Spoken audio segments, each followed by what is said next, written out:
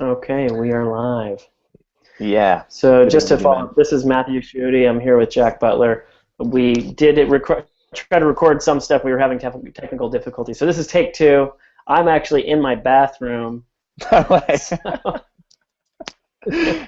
Having a few identity challenges. that's right.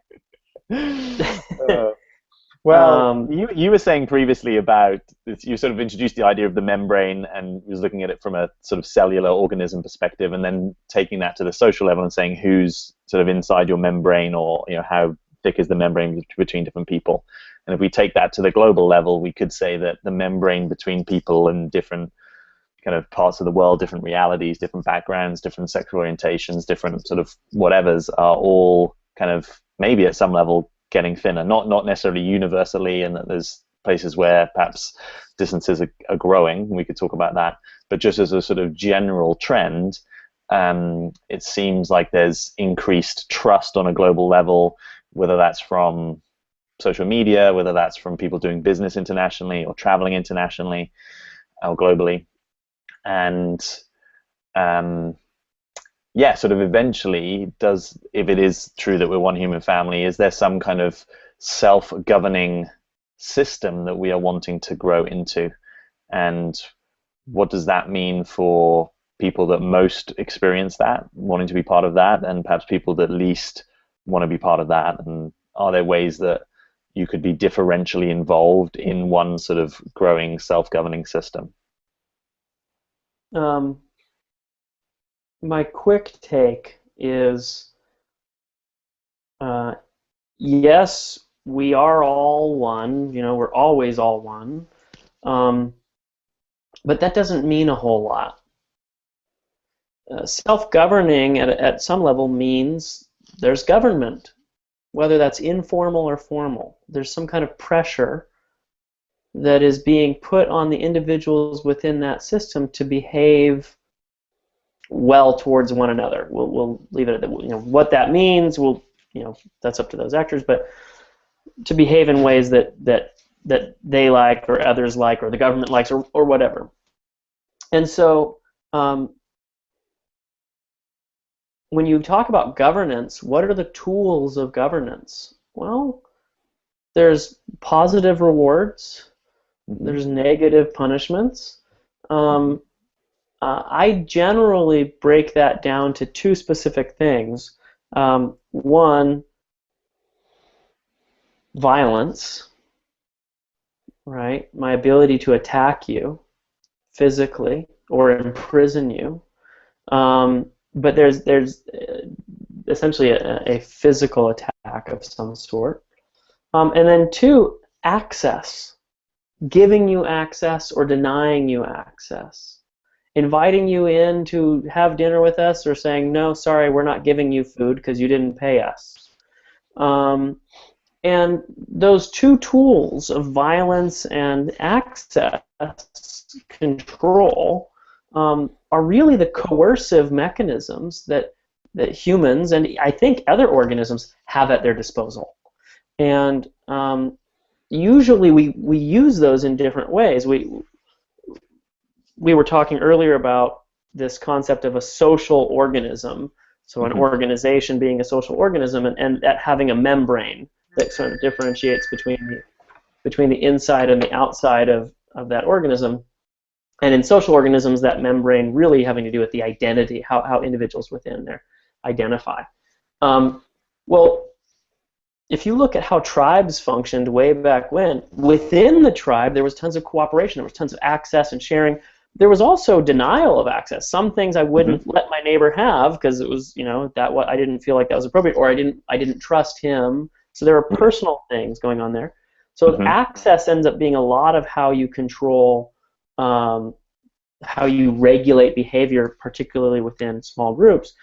Violence was often used in between groups. You use access too. Hey, we're trading, we're doing all that. But when that breaks down, I'll go attack them.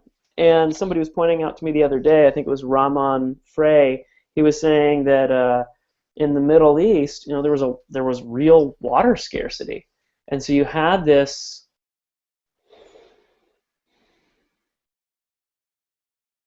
I lost you, Matt.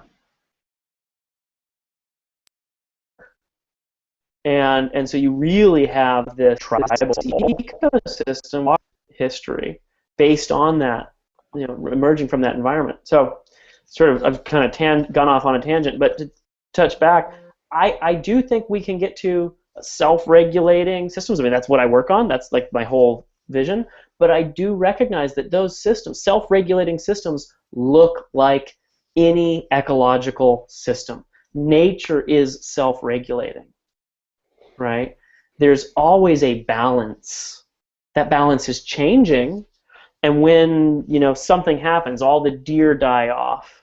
That shifts the balance. Now the things that deer were eating, those proliferate, and they maybe kill certain other things in the ecosystem. So the balance shifts, but there's always a balance.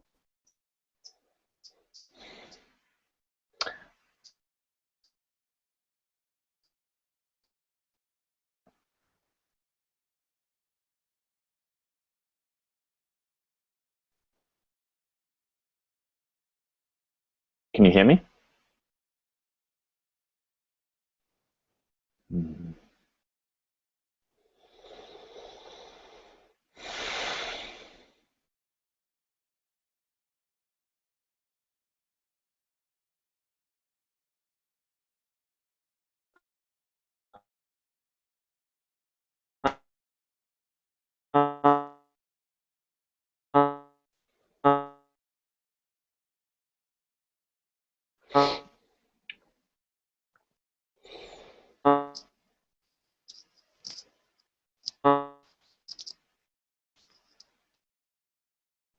Hmm.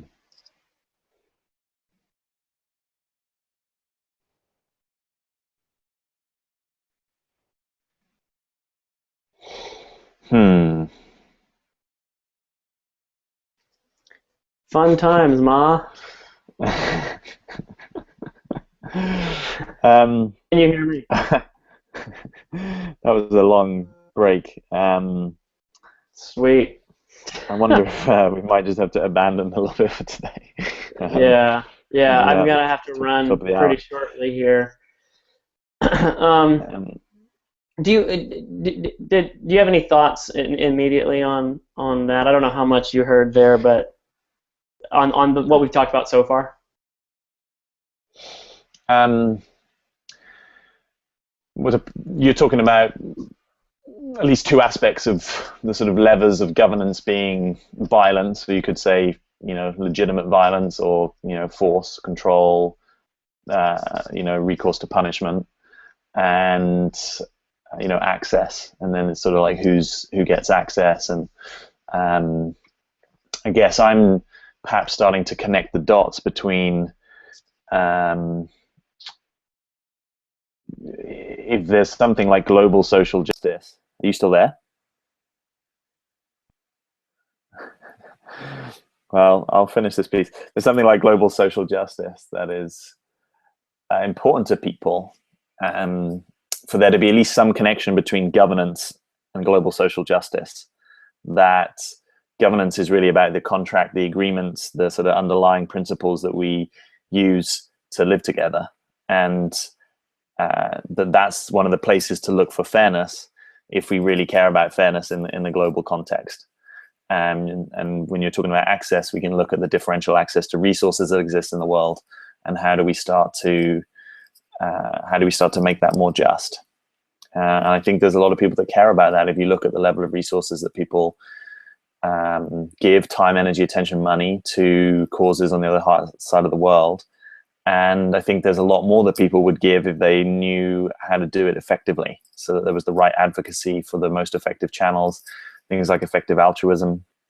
I think there's a lot of narrative about charities being ineffective and not having, not sure how they spend their money, and that is being addressed. You look at something like GiveWell or Charity Navigator, or GuideStar in the UK, that gives people some data about how charities spend. So that's just one aspect of this, but I'm starting to look at what is the interface between this global identity that we're talking about as just one of many identities that we want to inhabit, and how can they live alongside each other with multiple identities, and what's the sort of